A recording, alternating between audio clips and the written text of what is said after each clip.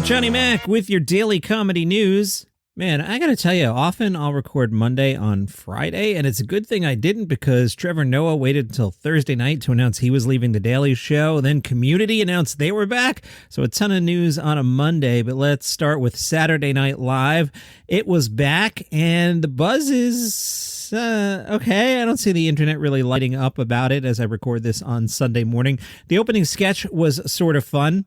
Miles Teller was your host. He broke out a really good Peyton Manning impression. I actually wish they would add Miles Teller to the permanent cast so they could break out that impression more often. In the sketch, they were doing the Manning cast, but instead of covering football, they were covering Saturday Night Live. Miles Teller, as Peyton Manning says, there were a lot of changes at the show, which could be exciting. Let's see what they spent the entire summer coming up with.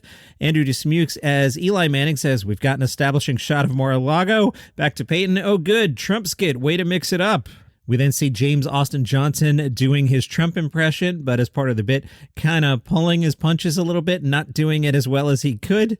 Bowen Yang comes in and tries to force a catchphrase. I thought the whole thing was self-aware and a lot of fun.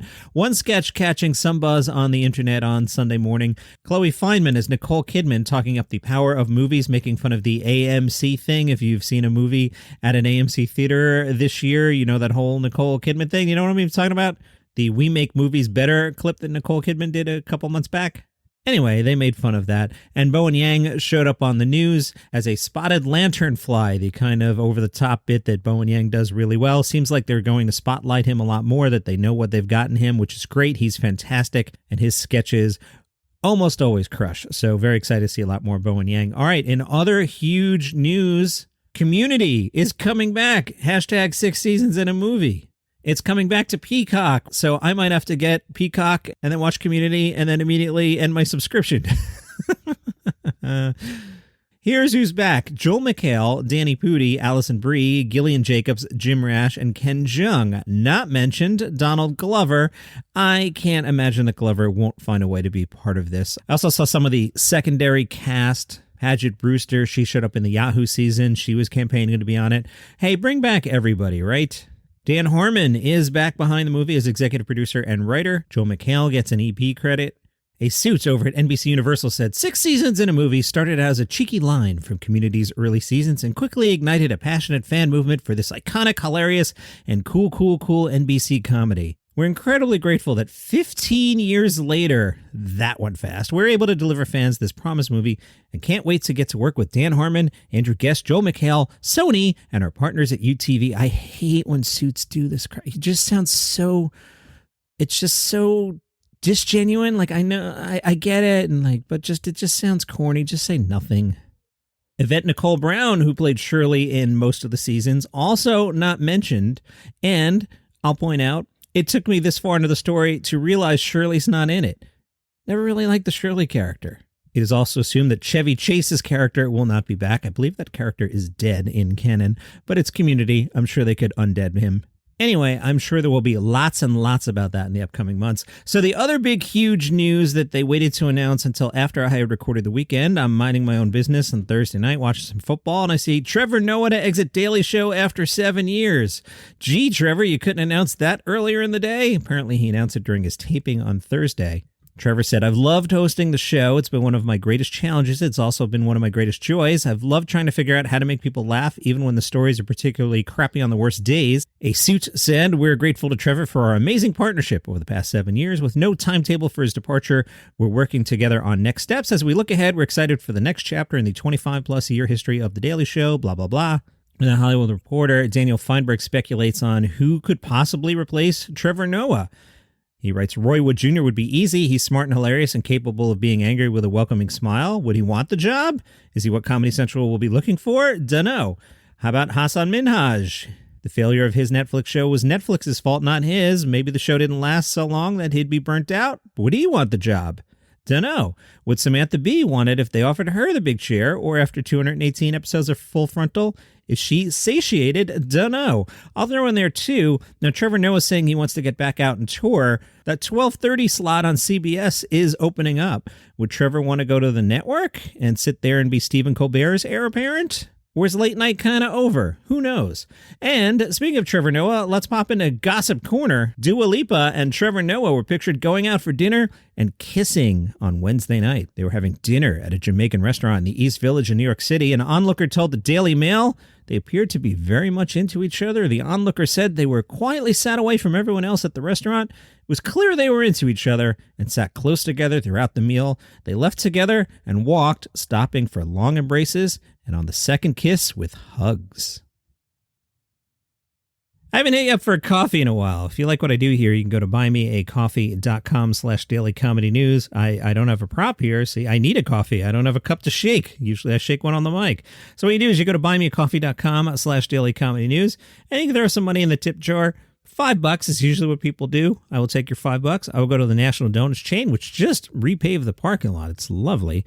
And I'll go in and I'll have ordered on my app because I don't talk to the other humans. And I'll walk over to the corner and there'll be a receipt that says John M. And there I will grab my large iced coffee with caramel and milk. Now, last week, while they were repaving the parking lot, I had to go to a different National Donuts chain store. And when I switched the app, I forgot to add milk to the iced coffee. And all last week, I was drinking iced coffee without milk. And you know what?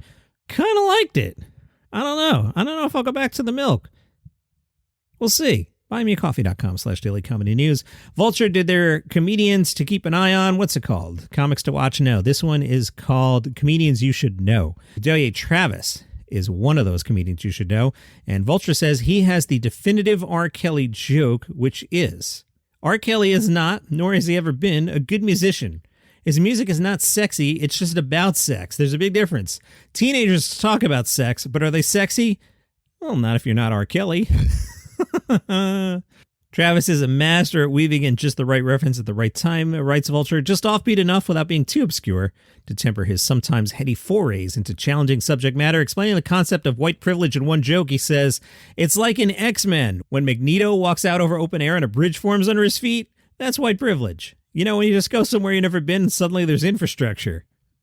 All right, what hill will you die on? He said, I'm convinced capitalism has limited comedians' imaginations so severely beyond just limiting our ability to talk about any given billionaire in a special that we're stuck between people complaining about cancel culture and people who, if they do substantially examine anything, will interrogate stand-up comedy as a format instead of just sincerely making an effort to unpack the stuff comedians are supposed to unpack. Well said.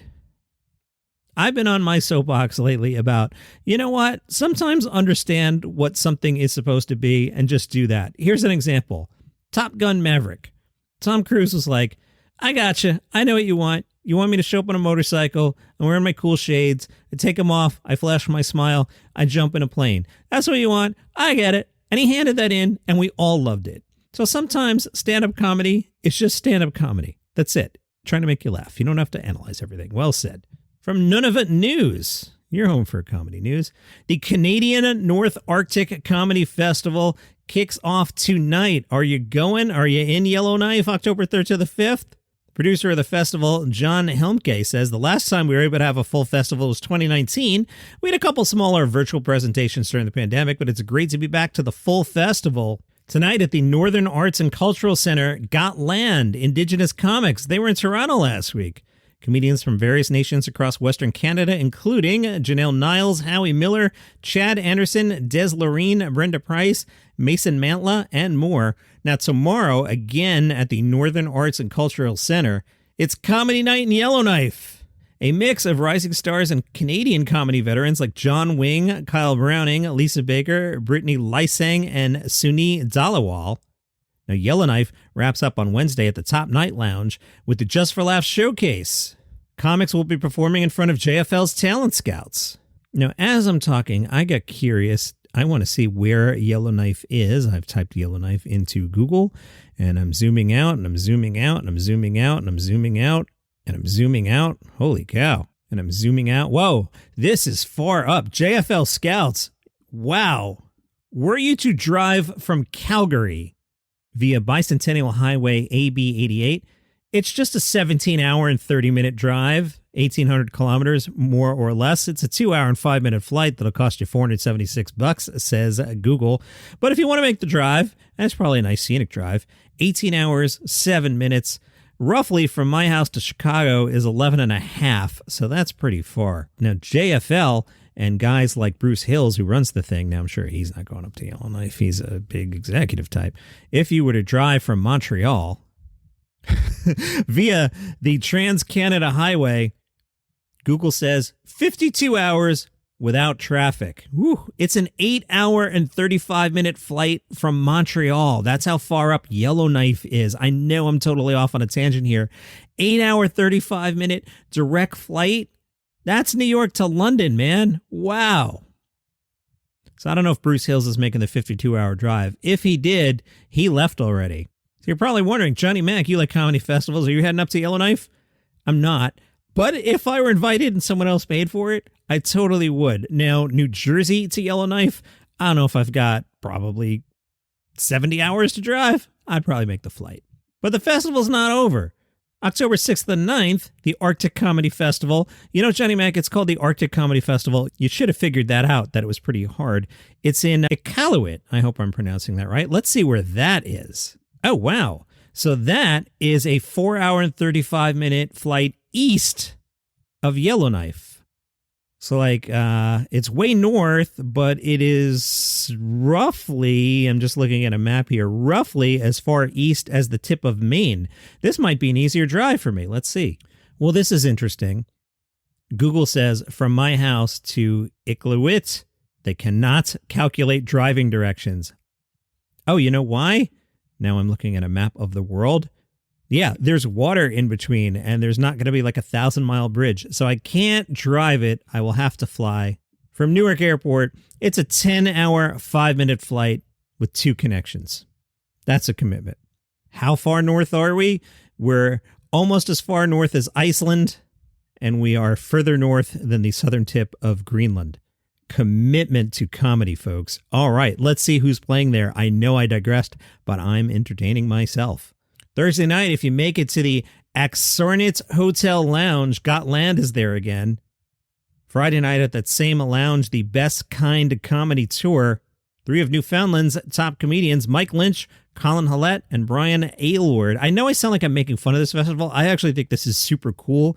I'm just totally fascinated by how far things can be. The Best Kind Comedy Tour has become one of Canada's biggest independent comedy tours with 2 coast-to-coast tours and over 60 shows under their belt. Saturday night, performance by a variety of Canadian comic veterans and rising stars. And Sunday, October 9th, the Canadian Improv Games Showcase. Now, I'm really curious. Are the comedians, is somebody paying for the travel? Or are the comedians getting there on their own? Let's see. Funded by the government of Canada. I'm on the website now. All right, so the Canadian government is paying for this. They do a lot of things up there to promote Canadian culture. And there's some sponsors here. There's a beer sponsor, hotels. Okay, so the Canadian government is paying for this. So the comedians are probably being paid to go. The Canadian North Arctic Comedy Festival is a week-long event run by passionate supporters of mental health featuring the best comedian talent of the Arctic.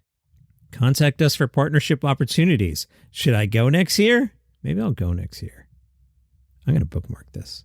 I've been to Iceland. I like going to extreme places. So I know there's a lilt in my voice as I do this story, but if I got invited, I would 100% go. And that's your comedy news for today. Follow the show for free on Apple Podcasts or Spotify, wherever you get your shows. See you tomorrow.